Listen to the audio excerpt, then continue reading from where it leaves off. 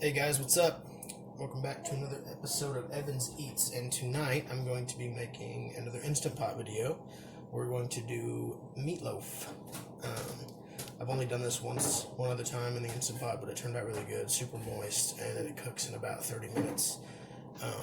Other than the Instant Pot, you'll just turn the broiler on to cook your glaze at the very end, but that's pretty much it. It's pretty easy, so let's go ahead and get into it. So let's go over everything that I've got here. I've got about 1.5 pounds, I'd say, of ground beef. This is 80% lean. You can do 85, 90% lean, whatever you want. I've got a couple eggs. This is some grated Parmesan, and I threw in a teaspoon of onion powder, teaspoon of garlic powder, and then salt, pepper. And I've got some onion. I went ahead and cleaned it up. We're going to use a grater. We're just going to mince it into the mixture. And I've got a cup of breadcrumbs that I have soaked in milk for about 20 minutes now. And then I've got sage leaves that I rinsed and chopped and I threw in there as well. And then this will be for our glaze. At the end, I've got some Worcestershire, some Hoisin barbecue sauce, Dijon, honey. I guess I could get the camera on, that would help. And some ketchup. And then we're going to make a little contraption with this foil. I will show you that whenever we get ready to put it in the Instant Pot. Okay, so first thing we're going to do is we're going to grate this onion in here.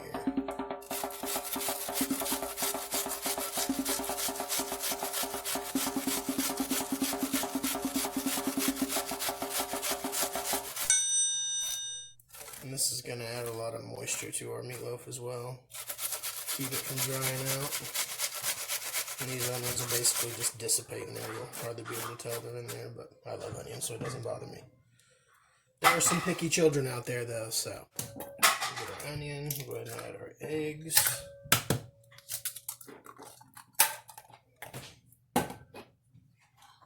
Add in our cheese seasoning mixture. Love you, babe. And then we'll add our breadcrumbs that we have soaked. Our sage.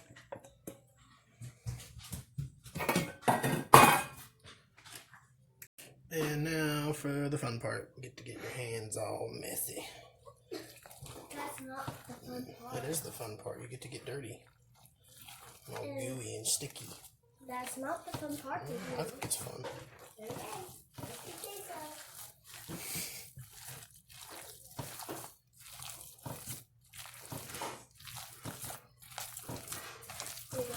We're just going to mix this up until it's all thoroughly combined.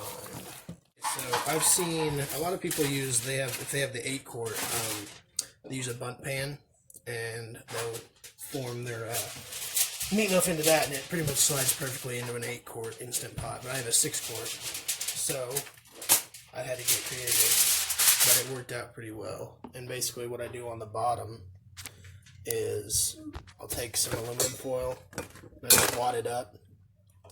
Basically just so it'll be setting a little bit higher, and our meatloaf will be pretty much level with the top of this, so it'll be a lot easier to get out later. It'll help you out later.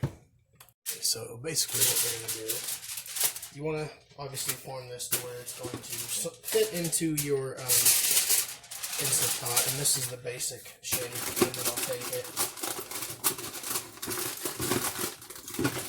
press it into my Instant Pot to create the actual dimension that I need.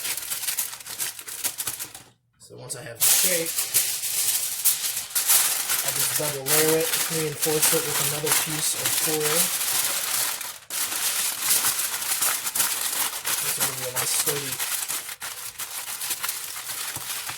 makeshift little bowl containing for your meatloaf in your Instant Pot. You just form those walls up nice and tight.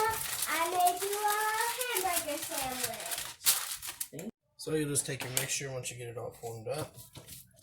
We'll start to That looks like mound it in here. it looks like a brain. Looks like a brain. Yeah. Hopefully it don't taste like a brain. Okay. I've never tasted a brain. I don't know what a brain tastes like. Probably yucky. Yeah, it probably tastes like blood. Anywho. So we'll mound this up a little bit towards the top.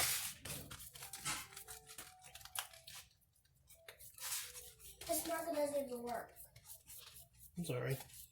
Huh? It's okay if it'll drape over the sides a little bit because our juice is going to run off the side into the bottom. And that's what it basically looks like whenever you get it all in there. So after you get it shaped and set in there, it's going to be kind of tight, but it'll slide right in. You won't have a problem. The biggest problem is getting it out, which these lips for this foil, I usually just grab tongs. I'll show you guys whenever it's ready, but you can just grab the edge and pull it out pretty easily most of the time. Keyword, most of the time. So, we're going to go ahead and seal this bad boy up. Make sure we're in the sealing position. Now we're going to go on high pressure. And we're going to go for 35 minutes.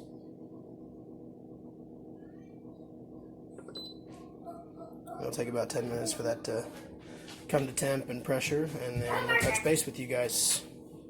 And also, guys, I forgot to mention, make sure you add, I'd say probably 3/4 of a cup to a cup of water in the bottom of your Instant Pot before you put your meatloaf in. That way it starts to steam. Otherwise, it'll just have an error. It'll keep saying burn, burn, burn, even though nothing's obviously burning, but it's not registering anything to build pressure. So you need that cup of water in there to get that started. But anyway, I've got a cup of ketchup. We're going to go ahead and make our glaze here.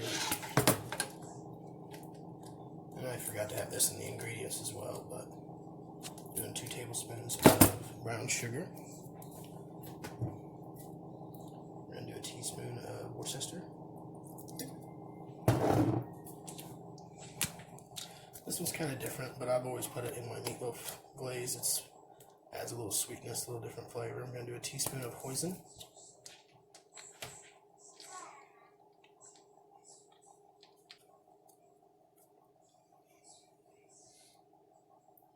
Teaspoon of honey.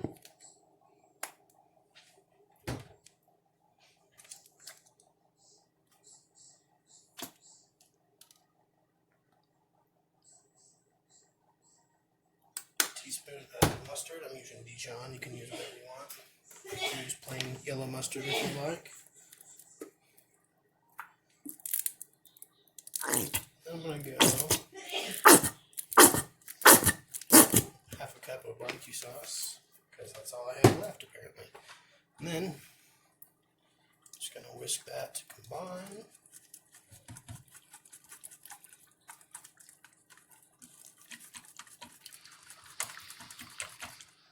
Taste it.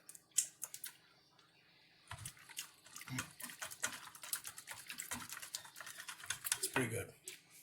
Could use a little more ketchup, but I'm out of ketchup also, so I'm not going to make a store run, so I'd probably add like another half a cup of ketchup to that if I had it, but I don't, so we're going to make it work with what we've got.